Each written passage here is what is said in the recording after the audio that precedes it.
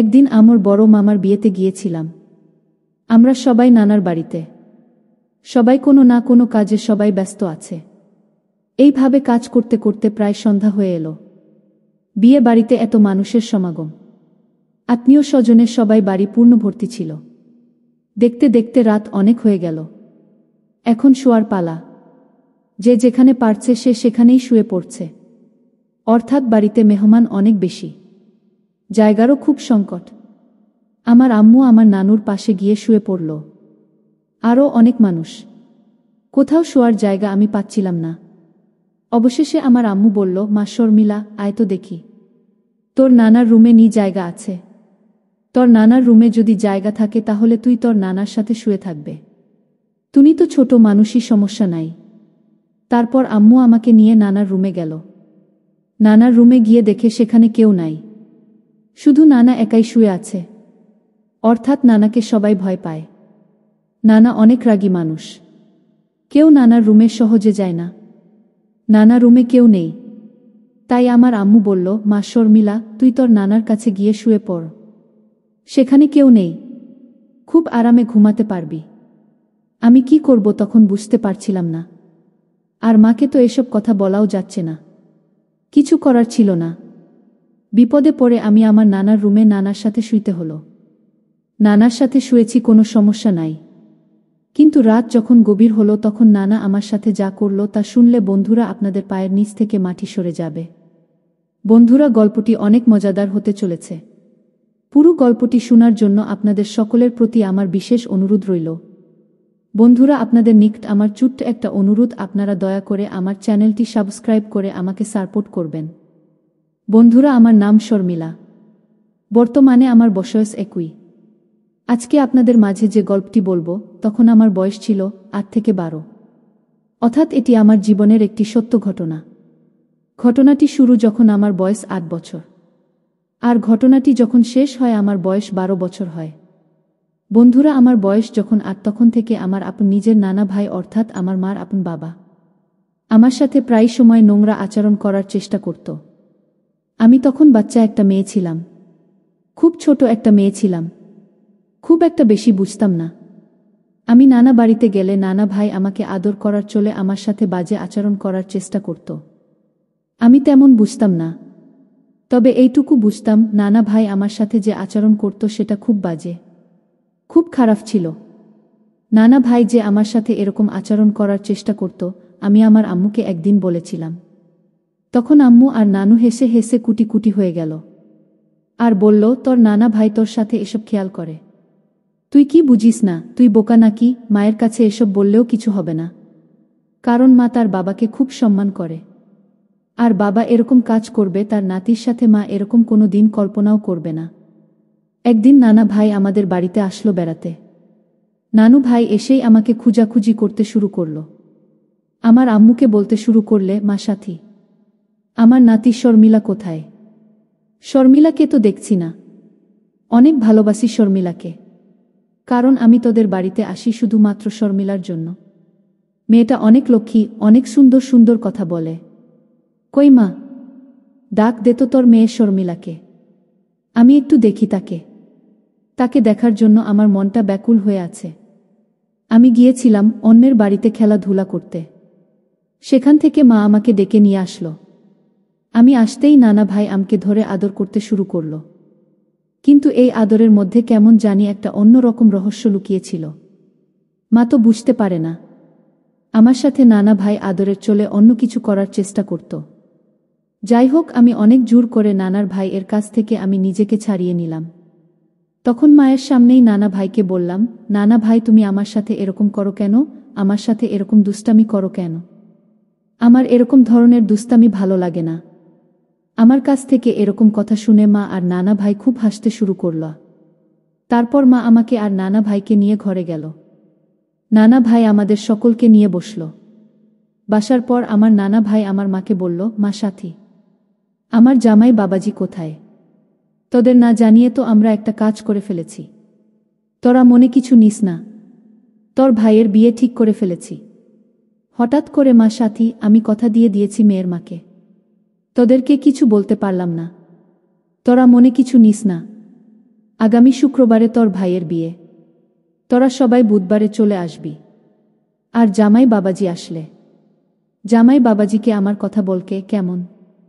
নানা ভাইয়ের কথা শুনে আমার আম্মু বলল, ঠিক আছে বাবা, আমি তোমাদের জামাই আসলে বলবো নে।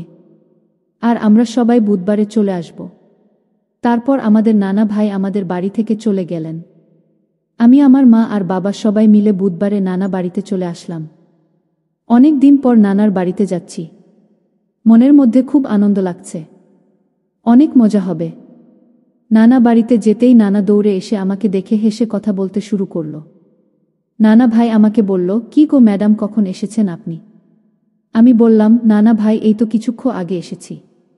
তো তুমি কেমন আছো? নানা ভাই বলল, ম্যাডাম এতক্ষণ ভালো ছিলাম না, এখন তোমাকে দেখে আমার শরীর এবং মন দুটাই ভালো হয়েছে গেছে।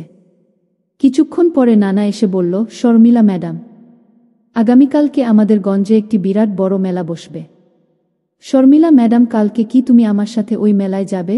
যদি যাও তাহলে তোমাকে অনেক সুন্দর সুন্দর জিনিস কিনে দিব। সুন্দর সুন্দর জিনিসের কথা শুনে আমার মন আনন্দে নাচতে শুরু করল। আমি বললাম, নানা ভাই সত্যি সত্যি তুমি আমাকে খুব সুন্দর সুন্দর জিনিস কিনে দিবা? নানা ভাই বলল, হ্যাঁ রে পাগলি, আমি তোকে খুব সুন্দর জিনিস কিনে দিব। তুই যাবি আমার সাথে কালকে?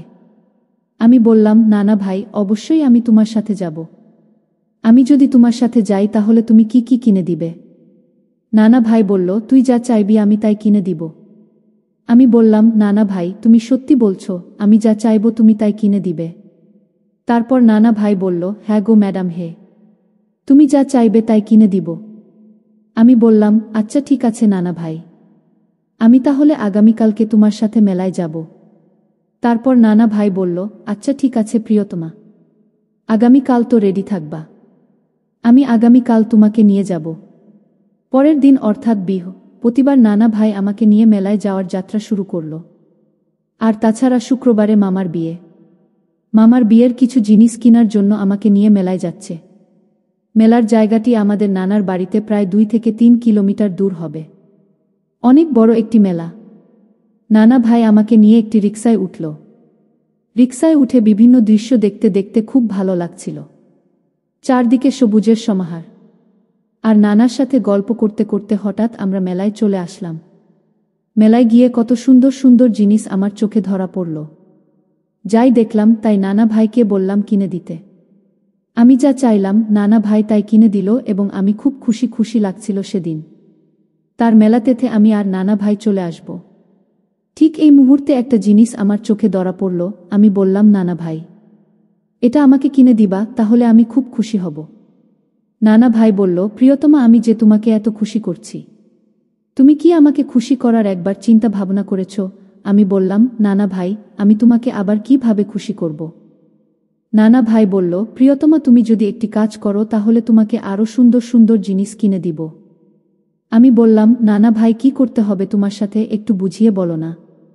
নানা বলল, তুমি যদি আমার সাথে এক রাত থাকো তাহলে তুমি যা চাইবে আমি তাই দিব। তোমার সাথে আমি কিছু করব না, আমরা 2 জন শুধু গল্প করব। আমি বললাম, নানা ভাই, এটা কোনো ব্যাপার হলো? আমি তোমার সাথে শুক্রবারে রাতে থাকব। নানা ভাইকে মিথ্যা সান্ত্বনা দিয়ে থামানোর চেষ্টা করলাম, মূলত নানা ভাইয়ের কাছ থেকে কিছু আদায় করার জন্য এই কাজটি করেছিলাম। কিন্তু এটাই বাস্তব হয়ে যাবে তা আমি কখনোও বুঝতে পারি নাই। পরের দিন শুক্রবার মামার বিয়ে। বিয়ে বাড়িতে এত মানুষের সমাগম, আত্মীয় স্বজন সবাই বাড়ির পুন ভর্তি ছিল। দেখতে দেখতে রাত অনেক হয়ে গেল। এখন শোয়ার পালা। যেখানে পারছে সে সেখানেই শুয়ে পড়ছে। অর্থাৎ বাড়িতে মেহমানের সংখ্যা অনেক বেশি, থাকার জায়গারও অনেক সমস্যা। আমার আম্মু নানুর পাশে গিয়ে শুয়ে পড়ল। আরও অনেক মানুষ, কোথাও শুয়ার আর আমি জায়গা পাচ্ছিলাম না।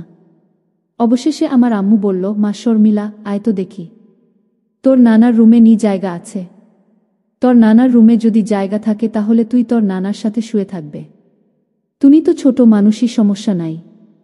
তারপর আম্মু আমাকে নিয়ে নানার রুমে গেল। নানার রুমে গিয়ে দেখে সেখানে কেউ নাই, শুধু নানা একাই শুয়ে আছে। অর্থাৎ নানাকে সবাই ভয় পায়। নানা অনেক রাগী মানুষ, কেউ নানার রুমে সহজে যায় না। নানা রুমে কেউ নেই। তাই আমার আম্মু বলল, মা শর্মিলা, তুই তোর নানার কাছে গিয়ে শুয়ে পড়। সেখানে কেউ নেই, খুব আরামে ঘুমাতে পারবি। আমি কি করব তখন বুঝতে পারছিলাম না, আর মাকেও এসব কথা বলাও যাচ্ছে না। কিছু করার ছিল না। বিপদে পড়ে আমি আমার নানার রুমে নানার সাথে শুইতে হলো।